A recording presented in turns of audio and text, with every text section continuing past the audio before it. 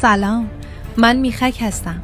منو میشناسی؟ خیلیا فکر میکنن من یه ادویه ساده هستم، ولی من کمک میکنم نفست خوشبوتر بشه تا دیگه از حرف زدن و خندیدن نترسی. چون نفس بدبو فقط یه مشکل بهداشتی نیست، مستقیم میره سراغ اعتماد به نفس آدم. تیر کشیدن مزخرف دندون درد رو چی؟ یادت هست؟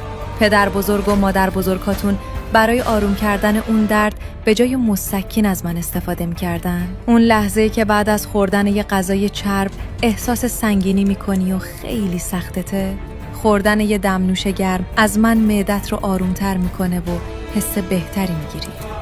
همونطور که می‌دونی یه جنگ نامرئی تو بدن جریان داره، بین چیزایی که سلول‌ها رو فرسوده می‌کنن و چیزایی که ازشون محافظت می‌کنن.